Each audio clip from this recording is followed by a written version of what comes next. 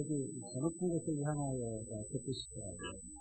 그래서 유튜브에 들어가서 저 높은 곳을 향하여를 들으면서 아침에 잠깐 나오면서 인도 준비를 했습니다. 오늘 저 높은 곳을 향하여가 할지 몰랐네요.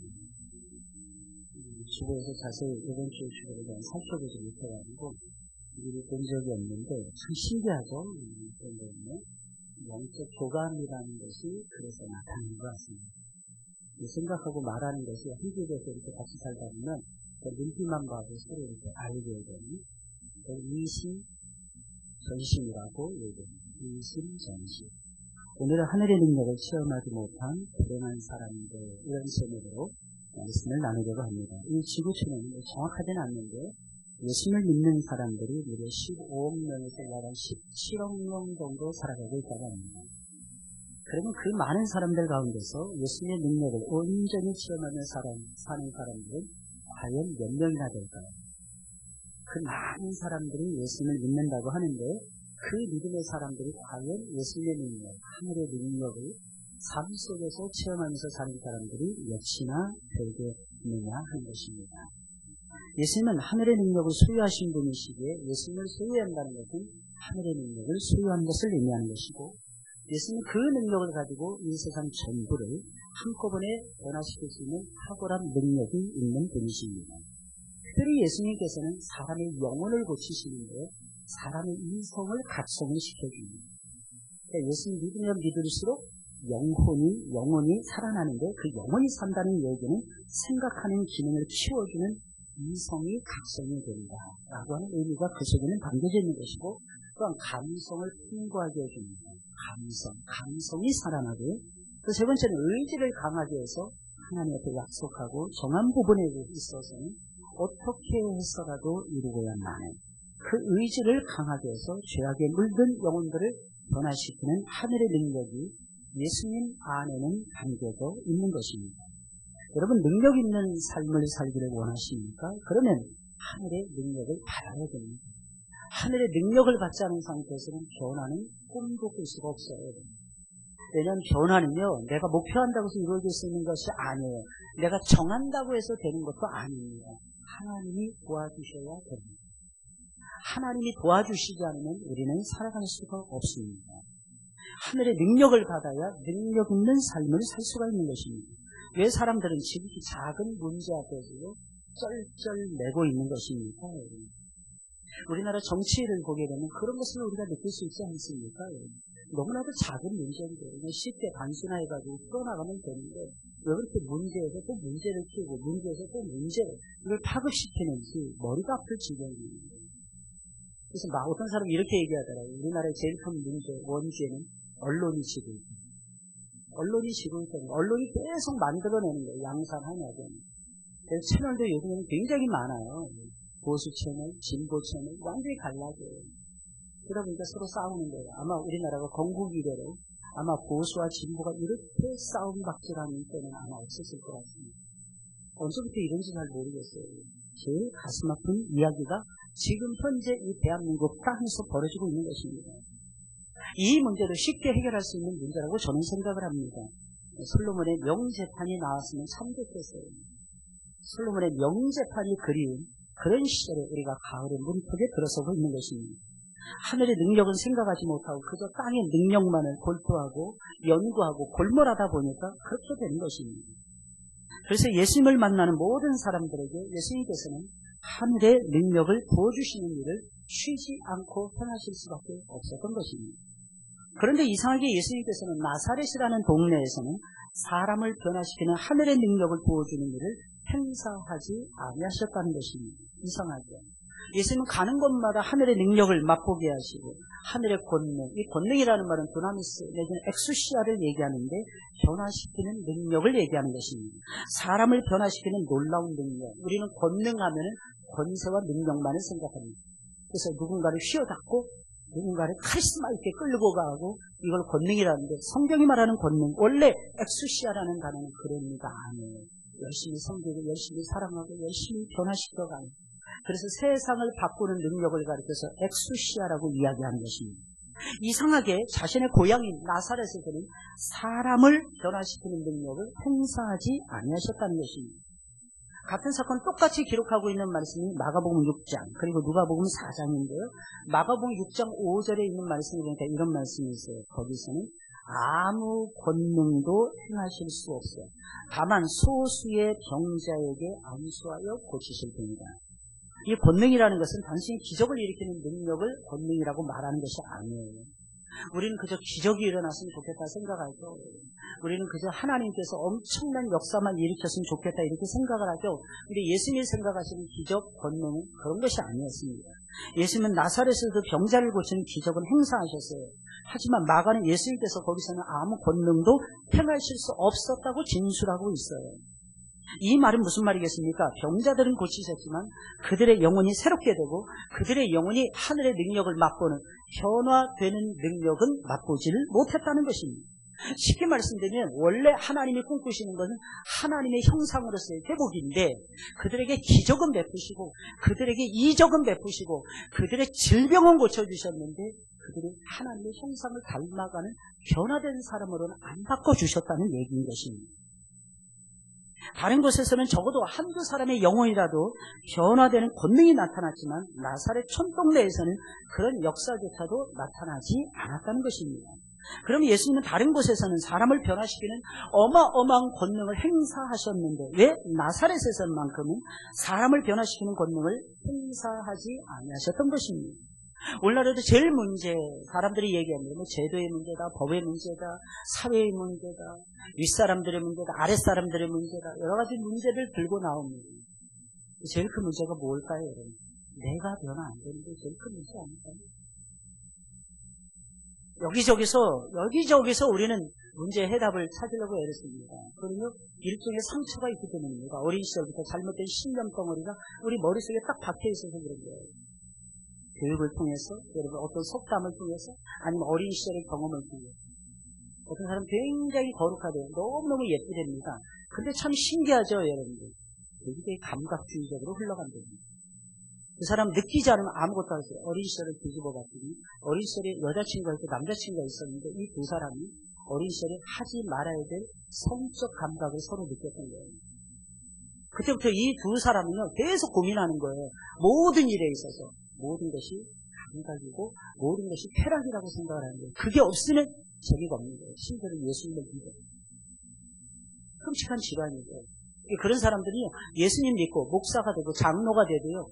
옛사람의 기질을 버리지 못해요. 주변에 있는 사람들을 유익하게 하는 것이 아니라 주변에 있는 사람들을 괴롭게 하고요. 주변에 있는 사람들을 후벼 파고요. 상처를 주고 그런 삶을 살아갈 수밖에 없다고 합니다. 여러분 도대체 나사렛 촌동네 사람들은 어떤 사람들이었기에 예수님께서는 그들에게는 하늘의 능력을 보여주시지 않았던 것입니다. 그 이유를 파헤치면서 오늘은 은혜를 받기를 원합니다. 첫째로 그들은 예수님이 들려주시는 말씀은 기쁨으로 받지 아니하고 다만 그 가르침에 놀라기만 했기 때문입니다. 말씀을 들으면 기쁨으로 받아야 돼요. 왜냐하면 말씀이 세상을 만들고 나를 변화시키잖아요. 나를 바꾸잖아요. 이 세상을 하나님이 지금도 변화시키는데 뭘로 변화시키십니까? 말씀으로 변화시켜요. 세상이 어떤 제도를 통해서 세상을 못 바꿉니다. 못 바꿔요. 아무리 완벽한 제도 그런 거 없습니다. 우리나라는 너무너무 이상한 나라예요. 정권만 바뀌면 대통령을 감옥으로 보내는 나라입니다. 이번에는 또 더 신기한 건 대통령을 끌어내려서 감옥으로 보내는 나라이죠. 대단한 나라죠. 근데 미국의 헌법을 보면 절대로 후임자가 전임자 못 건드리게 돼 있습니다. 미국은 아예 건드리지 못하게 합니다. 대단하죠. 그래서 지난번에 오바마 물러나면서 어떻게 했어요? 트럼프가 오바마 마음에 들었겠어요? 안 들었겠어요? 머리부터 발끝까지 하나도 안 들었어요. 근데 어떻게 합니까? 법단에 대해서 축복해 주십니다. 전임자로서 축복해 주십니다. 왜 그럴까요? 절대로 제가 나는 건드리지 않을 거라는 걸 확신하기 때문입니다. 쉽게 말하면 정치적인 보복 이런 게 없다는 얘기예요. 우리나라도 제도적으로 그런 걸 좀 만들어놨으면 얼마나 좋을까? 이런 생각이 들 정도예요. 왜냐하면 전임자에 대해서는 말하면 안 돼요. 웬만하면 평가해서도 안 됩니다. 이건 굉장히 위험한 일이에요. 왠지 아십니까? 아무리 미련한 대통령이라 할지라도, 아무리 못난 대통령이라 할지라도요, 그분을 따르는 국민들입니다. 반드시 있다니까요. 어느 모임이든지 간에 그 사람이 악력 높은 독재자라 할지라도 적어도 이런 말이 있어요. 30% 이상은 적어도 그분을 따르는. 이런 지혜를 여러분들이 받으셔야 되는데, 하나님 말씀을 듣잖아요. 말씀으로 세상을 바꿔가신단 말이죠. 그러면 어떻게 받아야 돼요? 기쁨으로 받으셔야 돼요. 행복으로 받으셔야 되고, 즐거움으로 받으셔야 되고, 평안함으로 받으셔야 됩니다. 아무리 내 속이 뒤집어지는 한이 있어도 말씀 받는 그 시간만큼은 말씀을 받는 시간이야 이렇게 생각하면서 즐거운 마음으로 기다리셔야 됩니다. 그리고 가슴에 딱 담아야 되는데 그들은 그저 놀라기만 했다는 것입니다. 근데 사실은요, 말씀을 듣고 놀란다는 것은 정말 좋은 거예요. 왠지 아십니까? 놀라운 말씀이 놀랍게도 떨어지기 때문입니다. 그러니 그 말씀을 듣고 놀라운 말씀을 듣고 놀라지 않는다면 그게 비정상적인 것입니다. 그런데 놀라기만 하는 것도 문제랍니다. 놀라기만 하고 내가 감동받았어, 내가 은혜 받았어, 너무 좋았어, 그리고 끝내요. 그럼 역사가 일어날까요? 일어나지 않을까요? 그러니 능력을 보여줄 수가 없었다는 것입니다. 53절 54절 말씀이에요. 예수께서 이 모든 비유를 마치신 후에, 예수님 참 부지런하셨어요. 이 비유를 마치신 후에 그곳을 떠나서 고향으로 돌아가서 그들의 회당에서 가르치시니 그들이 놀라 이르되 이 사람의 이 지혜와 이런 능력이 어디서 났느냐. 예수님은 가버나움에서 여러 가지 비유를 들려주시면서 하나님 나라가 어떤 나라이고 하나님의 나라는 어떻게 이루어지는지 예수님은 비유를 통해서 전부 다 자세히 옹골차게 가르쳐 주셨어요. 가버나움은 나사렛에서 아주 가까운 마을이었습니다. 이 가버나움에서 사역을 마치신 후에 예수님은 고향인 나사렛으로 걸음을 옮기십니다. 이 나사렛은 예수님이 태어나신 것은 아니었지만 어렸을 때부터 아기 때부터 성장한 곳이었기 때문에 예수님에게는 고향 땅과 같은 그런 마을이었어요. 예수님은 계속되는 사역 속에서 좀 피곤하고 쉬고 싶은 마음에 고향을 찾았을 것이니 고향에서도 하나님의 능력을 보여주면서 사랑하는 영혼들을 변화시키기를 원하셨기에 아마도 그 마을로 들어가셨을 것입니다. 당시의 유대인들은 참 희한합니다. 예수님은 그 마을에 들어가자마자 회당으로 들어가십니다. 아니 오랫동안 집을 나가 있었으면 돌아왔으면 집으로 가야 되는데 정상이잖아요. 집으로 안 가요. 예수님은 어디로 가시냐? 아버지가 계신 회당으로 가십니다. 예수님은 이 말씀을 통해서 우리가 깨달을 수 있는 것이 있어요. 예수님이 철저하게 아버지 중심으로 사셨다는 거예요. 여러분들은 누구 중심으로 살고 계십니까? 나 중심이죠. 나 중심. 이게 너무 강하지 않습니까? 조금 거기서 깨어난 사람들은 가족 중심으로 삽니다. 그렇게 살면 안 돼요. 그건 하나님이 기뻐하시는 삶의 모습이 아닙니다. 어이구 내 새끼 너무 이뻐하지 말라는 것이 아니에요. 내 새끼만 이뻐하면 큰일 납니다. 아주 잘못된 그리스도인의 삶을 살아가고 있다고 보시면 정답일 것입니다. 다른 사람 먼저 생각할 수 있는 마음이 있어야 되고요. 교회에 나오는 모든 아이들이 내 새끼라고 생각하는 넓은 마음이 있어야 됩니다. 예수님이 그렇게 살아가셨어요. 예수님이 철저하게 하나님 중심. 또 예수님이 무엇 중심으로? 회당은 뭐 하는 곳이었습니까? 회당은 말씀을 강론하는 곳이었어요. 유대인들은 가는 곳마다 회당을 세워놓고 말씀을 강론하는 자리를 만들었어요.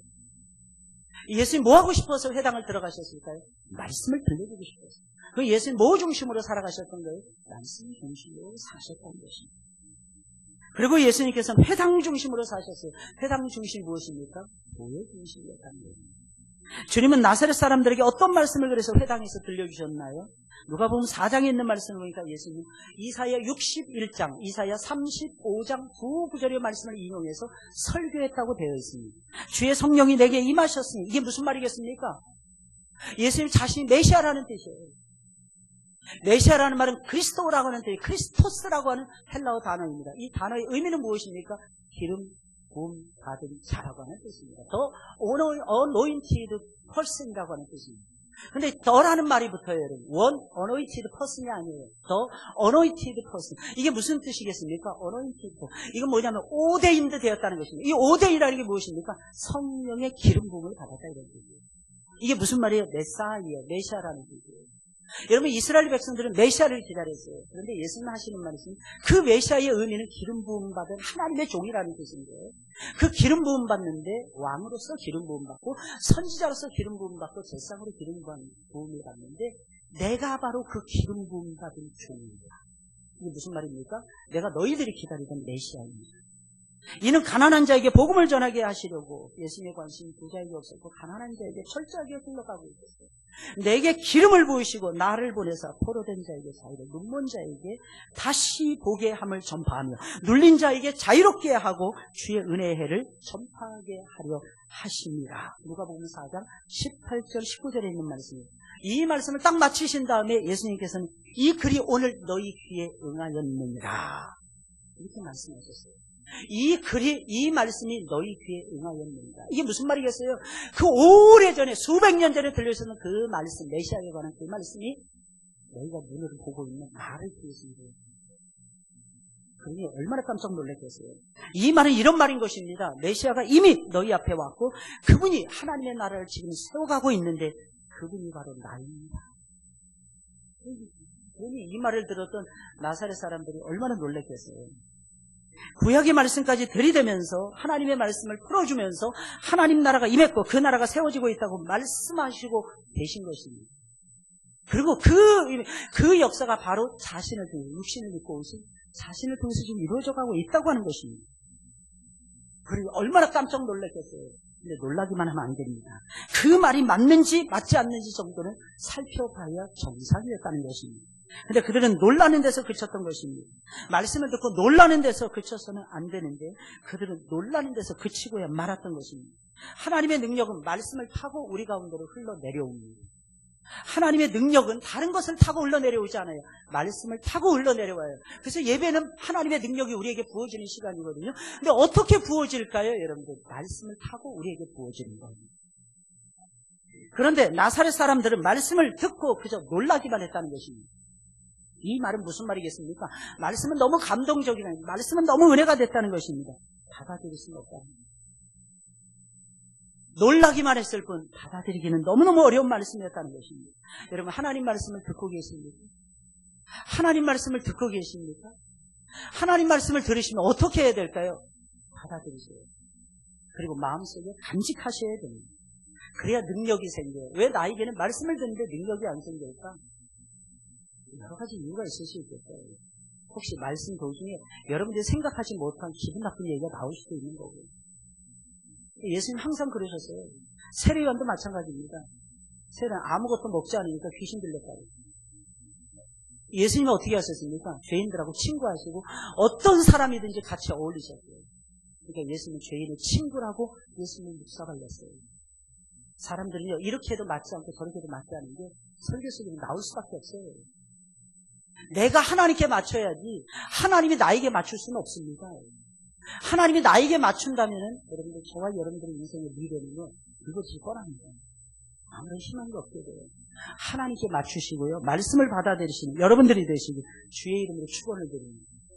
쉽게 말하면 말씀 앞에서 놀라기만 하니까 받아들이지 않고 놀라기만 하니까 이들에게는 하늘의 능력이 부어질 수가 없었던 거예요.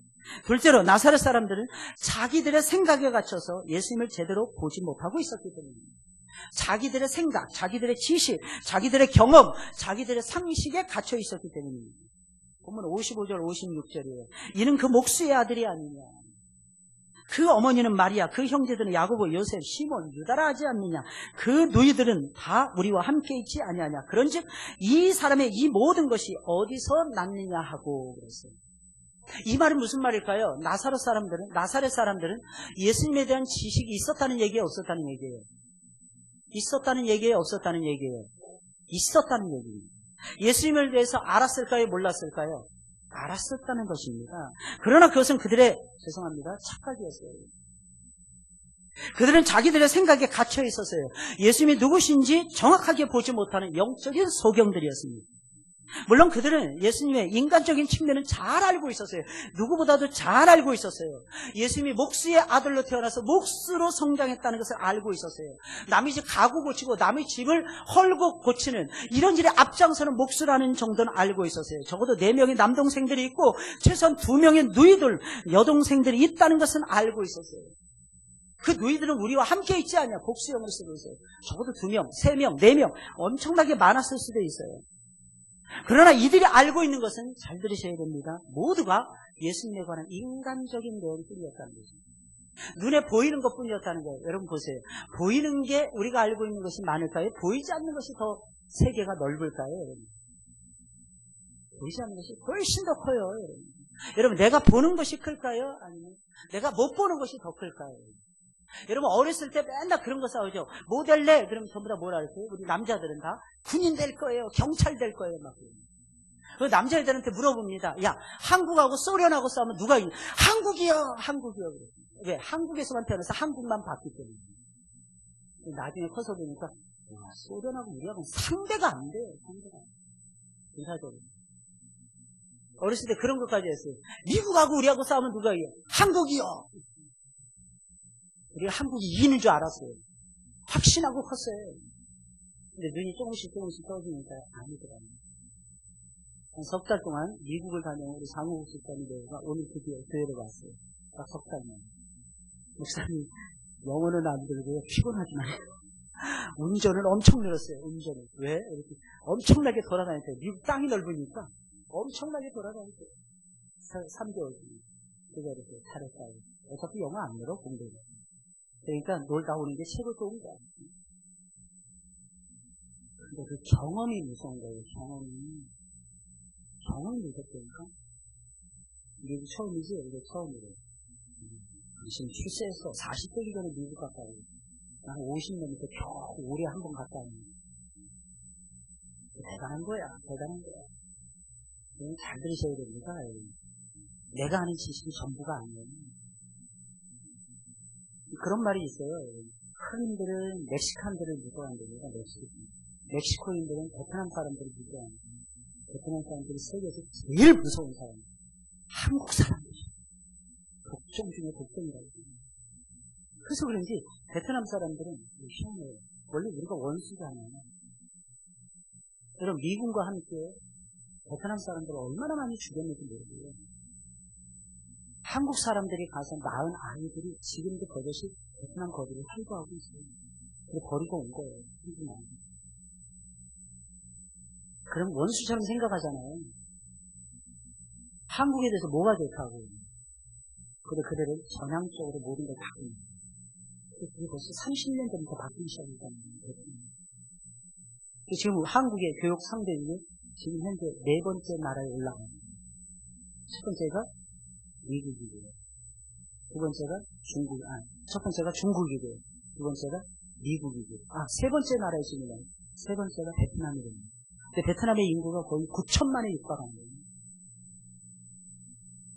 필리핀도 알아봤더니 필리핀도 1억이 넘더라고요. 인도네시아 2억 5천인가 이렇게. 아시아의 인구가 세계 인구의 반 이상은 되는 거야. 반이 뭐야? 중국, 인도만 해도 어마어마하니까. 한 3분의 1을 차지하는 것 같아요. 아시아의 힘이 엄청나요.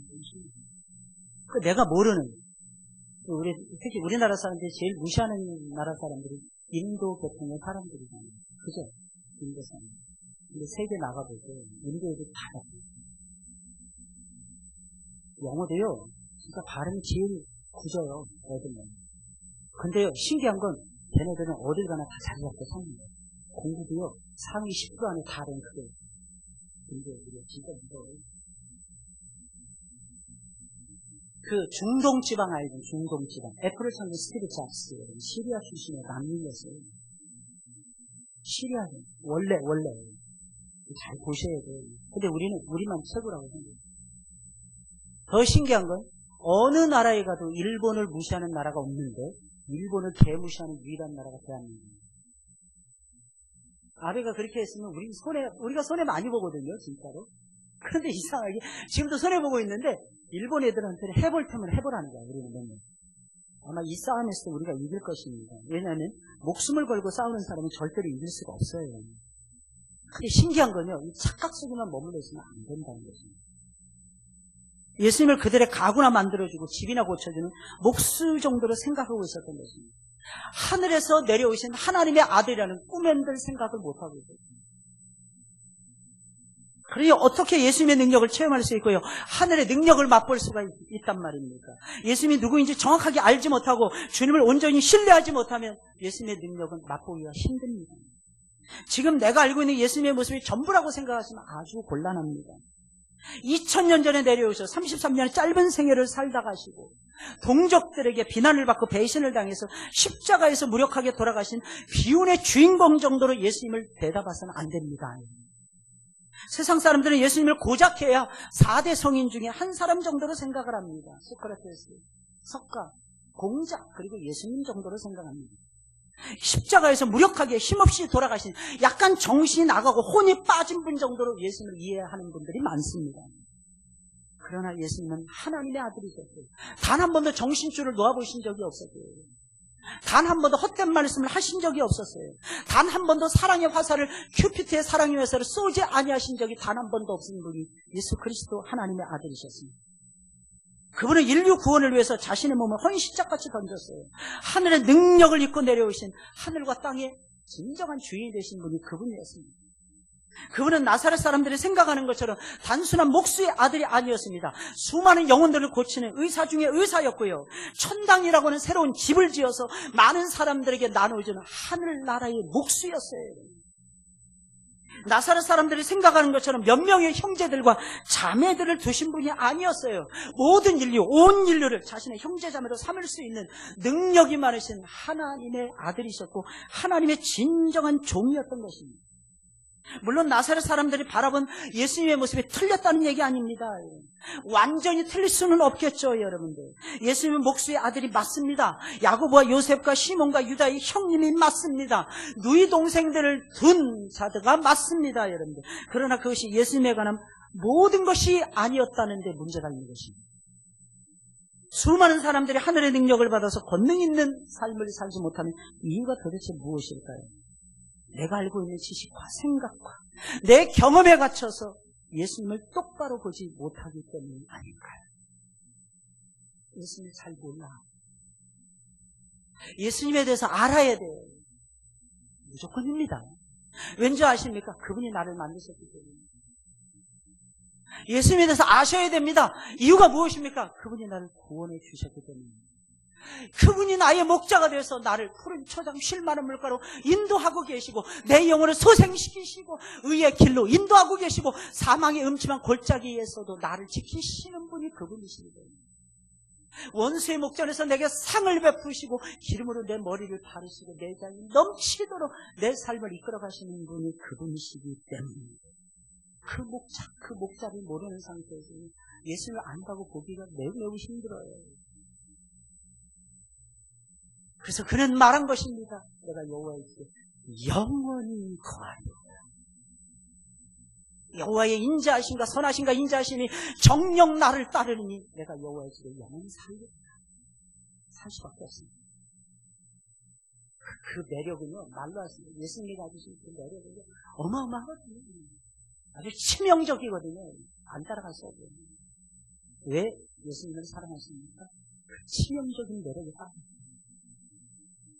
그러니 그분을 아셔야죠. 그분을 주시는 것을 생각을 하셔야죠. 내 생각의 지평을 넓히시고 내 생각의 잘못된 부분을 도려내시고 새로운 생각 덩어리로 내 마음속을 채워가셔야 돼요.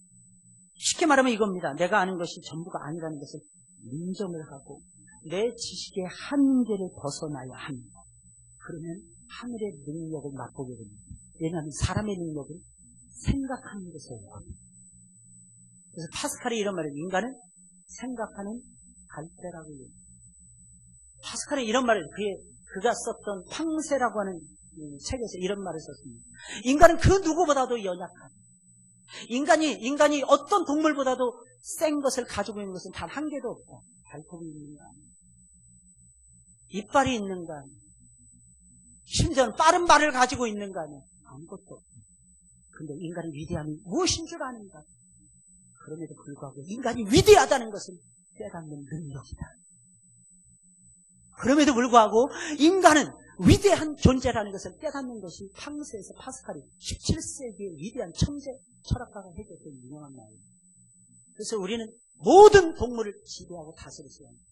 왜? 우리는 우리의 연약함을 알고 덤비기 때문에. 그 연약함 위에 하나님의 성령이 임하신다. 그 사람은 누구도 대적할 수 없는 위대한 삶을 살아가게 될 것입니다. 마지막 세 번째로 나사렛 사람들은 예수님을 믿지 않고 배척하고 있었기 때문에 결국 믿음이 능력입니다. 따라서 믿음이. 이렇게 적으세요. 믿음이 능력입니다. 믿음이 능력이에요. 믿지 못하면 아무것도 아니에요. 예수님의 능력을 체험하려면 어떤 한계 상황 속에서도 예수님을 믿고 예수님을 의지하는 집중력이 있어야 돼요. 예수님을 믿고 예수님을 의지하는 집중력이 없잖아요. 역사를 맛보기가 힘이 듭니다. 57절 58절에 있는 말씀이에요. 시작. 다 같이 시작. 예수를 배척한지라 예수께서 그들에게 말씀하시되 선지자가 자기 고향과 자기 집에서는 존경을 받지 않음이 없느니라 하시고 그들이 믿지 않음으로 말미암아 거기서 많은 능력을 행하지 아니하시니라. 믿지 않음으로 많은 능력을 행할 수 없기 때문에. 그러니까 곧 믿음이 능력이래. 믿으면 능력이 나타나는 거예요. 나사렛 사람들은요, 예수님을 믿지 않는 사람들이었어요. 이게 예수님이 정리하신 거예요. 겉으로는 믿었대니까 안 믿었어요. 우리도 마찬가지 아닙니까? 우리도 겉으로는 믿고 있는데, 수십 년 동안 믿고 있는데, 실제로 과연 얼마나 믿고 있는지 생각해 보셔야 돼요. 그들은 믿지 않았을 뿐만 아니라 오히려 예수님 배척했어요. 예수님과 가장 가까운 사이였어요. 예수님을 얼마든지 알 수 있는 사람들이었어요. 예수님의 말씀을 얼마든지 들을 수 있는 위치에 있었어요. 다 거기에. 그래서 일을 간다 그랬잖아요. 일을 빡빡 간다잖아요. 지옥에 간 사람들. 왜 일을 가? 슬픔 왜 있냐고. 내가 믿을 수 있었는데. 내가 믿고 새로운 삶을 살아갈 수 있었을 텐데. 그리고 천국의 소망을 확실하게 두고 천국의 백성으로 내가 살고 내가 천국의 백성이 될 수 있었을 텐데. 그러지 못한 것이 생각나서 슬픔의 일을 간다. 지나가는 거죠. 내가 놓쳤다 이거죠. 그리고 지금도 마찬가지예요. 내가 새로워질 수 있는 것은 예수님께서 반드시 마련해 놓고 계세요. 내가 일어나서 빛을 발할 수 있는 길은 예수님께서 다 해놓으셨어요. 행복해지는 길도 성경에 다 쓰여져 있어요. 오늘날 사람들이 전부 다 행복에 목말라하고 있어요. 심지어는 그리스도인들조차도 행복이 무엇인지 모릅니다. 왜 모를까요? 행복으로 가는 길을 성경을 통해서 안 배웠기 때문에. 배우셔야 돼요. 세상의 모든 것이 행복보험도 있고요, 행복주택도 있고요, 행복 자동차도 있고요. 별거 다 있어요. 별거 다 있어요. 전부 다 행복이라는 말을 마구잡이로 쓰고 있습니다. 무엇을 의미합니까? 온 세상 사람들이 다 불행하다는 뜻이에요. 행복을 향해서 뛰고 있다는 거예요. 근데 진정한 행복은요, 예수님 안에만 있어요. 이렇게 배척하면 안 돼요. 그래서 예수님은 이들의 믿음 없는 모습을 예수님 지적하실 수밖에 없었던 것이에요. 이런 말씀하십니다. 선지자가 이런 자신을 얘기합니다. 자기 고향과 자기 집 외에서는 존경을 받지 않음이 없느니라. 이게 무슨 말이에요? 자기 집만 떠나면 존경받는데 자기 집에 돌아오면 존경을 받지 못한다는 것입니다. 내가 안다 이거죠. 서운한 감동을 그들에게 예수님이 드러내고 계신 것입니다. 물론 나사렛 사람들은요, 예수님이 나사렛에서 자랐고 요셉의 아들이라는 것을 믿었어요. 믿을 수밖에요. 아는 건데. 확실한 거죠. 이건 변함없는 건데. 하지만 그들은 예수님이 하나님의 아들이시고 권능을 행사하시고 사람을 변화시키는 능력이 있는 하나님의 아들이라는 사실은 믿지 못하고 있었던 거예요. 여러분, 유대인들도 믿었어요. 예수님이 목수의 아들이라는 거예요. 지금까지 믿고 있어요. 예수님이 원 오브 프로핏 선지자 중에 한 사람이라는 걸 믿어요. 무슬림들도 마찬가지입니다. 예수님이 선지자 중에 한 분이라는 걸 믿습니다. 근데 우리는 그 정도 믿음이 아니에요. 예수는 우리의 그리스도십니다. 예수는 우리의 주인이 되십니다. 이런 많은 사람들이 신앙생활합니다. 주인 얘기 나와서 말씀드릴게요. 왜 도대체 신앙이 안 자랄까요? 왜 도대체 변화된 삶을, 능력 있는 삶을 살지 못할까요? 조금 선한 일을 하다가 왜 금방 지쳐버릴까요? 지치지만 않아도 얼마든지 선하고 아름다운 일을 할 수 있는 거예요. 조금 하다가 못하겠어. 환경이 안 돼서 뭐가 어때서 기운이 없어서 뭐가 없어서 이유는 굉장히 많습니다. 그렇게 하니까 신앙이 안 자라는 거예요. 근데 근본적인 원인을 딱 파헤치니까 한 가지예요. 주인이 나이기 때문입니다. 주인이 예수님이신데 주인이 내가 돼버리는 거예요. 그러니까 어떻게 돼요? 여러분? 말씀의 은혜도 제대로 못 받고요. 하나님의 뜻 상관이 없어요. 교회 왔다 갔다만 하는 거예요. 마당만 밟아도 될 것이라고 생각을 하는 거예요. 그렇습니다. 구원은 받겠죠. 조카로, 아브라함의 조카로. 그냥 아브라함 옷자락 잡고 그냥 이리저리 돌아다녔어요. 구원 받았어요. 그 가운데서 구원 받았어요. 그러나 하나님의 능력은 그는 맛보지 못합니다. 오히려 75세가 넘은 그의 삼촌이었고 큰아버지였던 아브라함은 하나님의 능력을 맛봤어요. 결국 여러분, 우리가 하늘의 능력을 맛보려면 믿음이 있어야 된다는 것입니다. 게다가 예수님을 통해서 하늘이 열리고 하나님의 나라가 임하고 하늘의 능력이 임한다는 것은 더더욱이나 믿지 못하고 있었어요. 그래서 예수님은 믿음이 없는 나사렛 사람들에게는 아무런 권능도 아무런 능력도 베풀 수가 없었던 거예요. 하늘의 능력은 반드시 하나님을 믿는 믿음이 있어야 받을 수 있고요. 하나님이 보내주신 아들이신 예수님을 믿는 믿음이 있어야 얻을 수 있어요.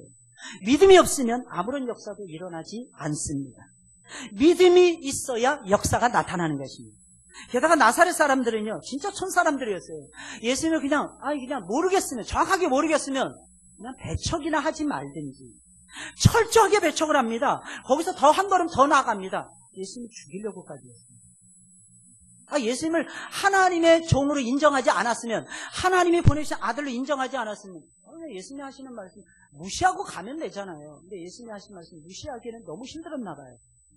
여기서 배척한지라 이 말은 무슨 말이냐면 그들이 감정이 몹시 상해서 예수님을 적대시했다는 것입니다. 그래서 어떻게 했냐, 낭떠러지로 끌고 가서 밀어 떨어뜨려서 죽이려고까지 했어요. 기분 나쁘다고, 감정 상한다고.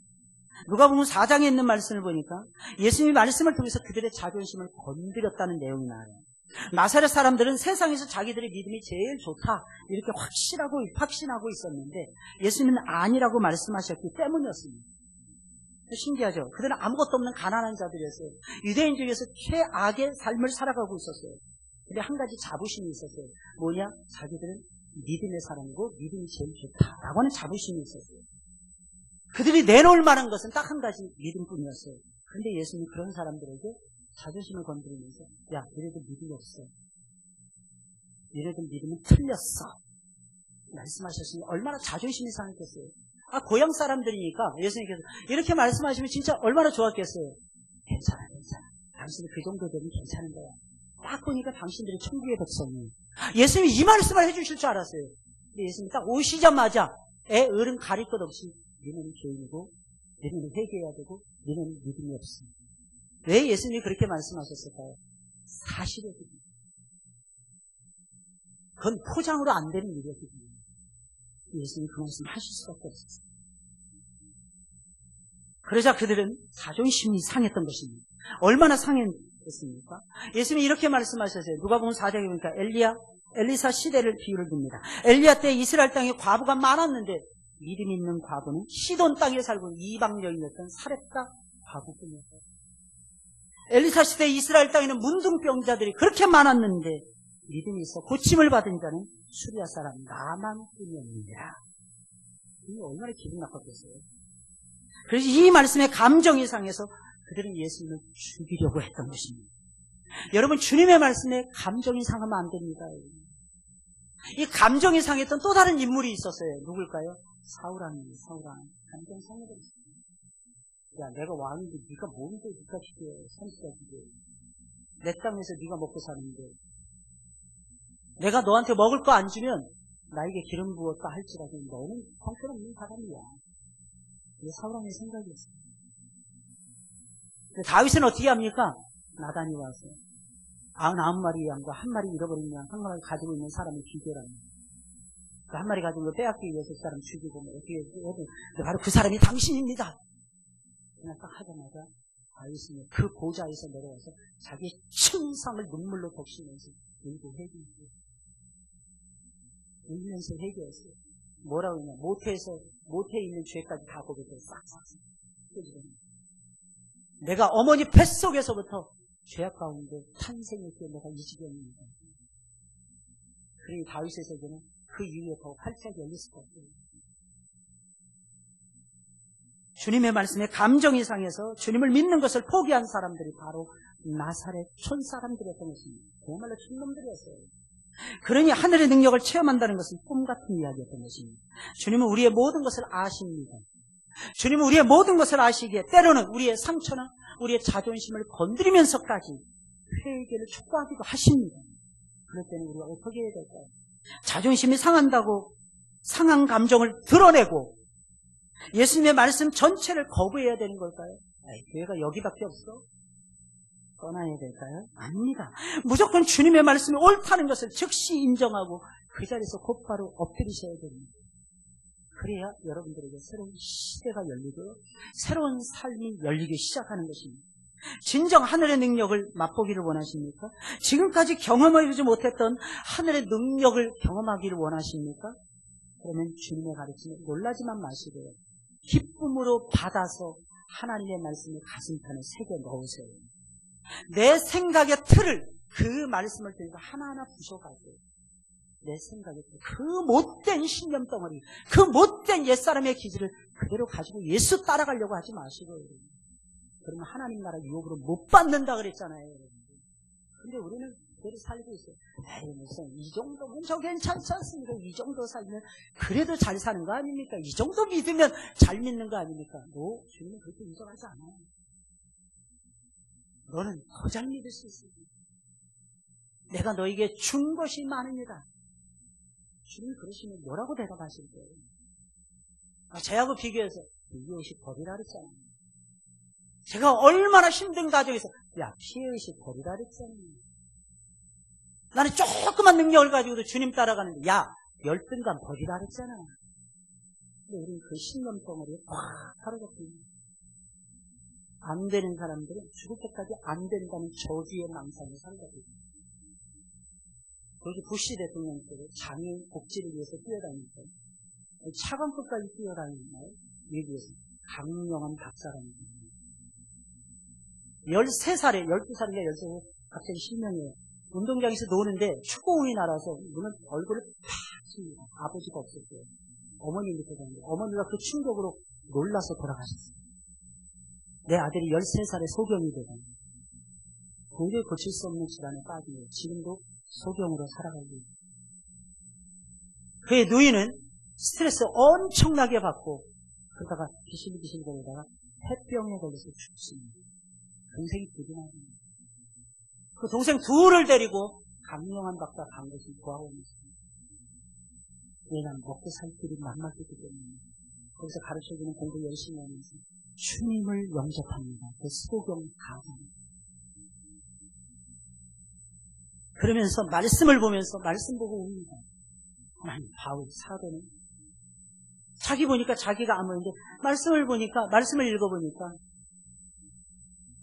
바울 사도는 안질이라는 질환에 걸려서 평생 고생했어요. 마지막에 10년까지.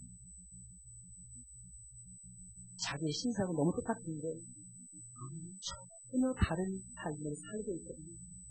항상 기뻐하라, 쉬지 말고 기도하라, 범사에 감사하라. 하나님, 왜 나에게는 기쁨이 없고 기도가 없고 감사가 없답니다. 하나님, 나에게도 바울의 이 마음을 주세요. 그리고 어느 날 길을 지나가는데 한 사람이 아침이었는데 침을 탁 뱉은 소리가 들리더군요. 재수. 아침부터 소경세 소리가 내 인생 재수없어.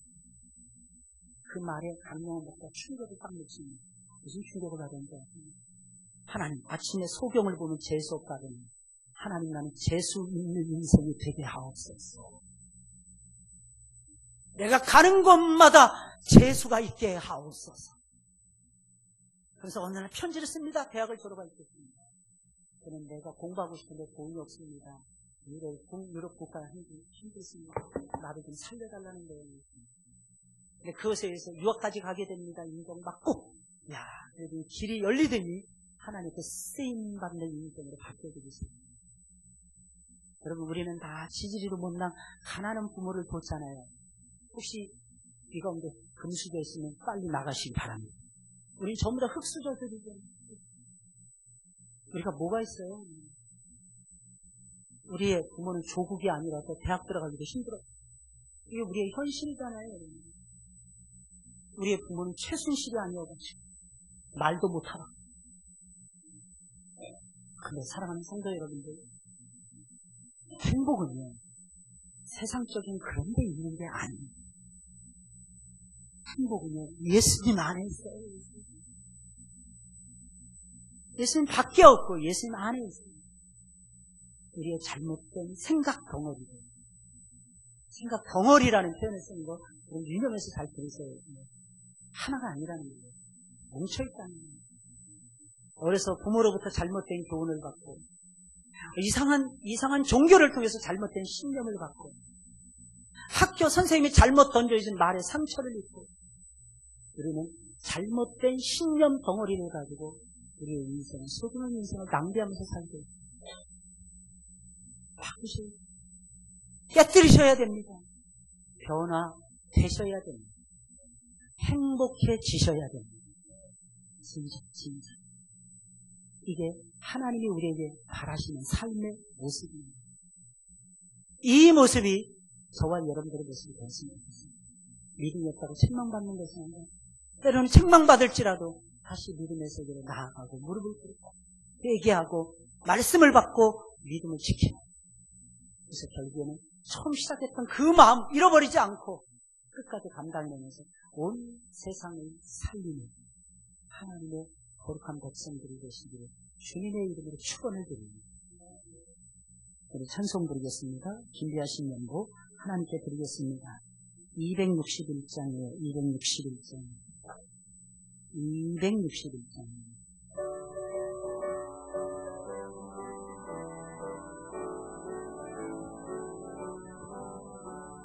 이 세상의 모든 죄를 밝히시는 주의 보혈, 성자의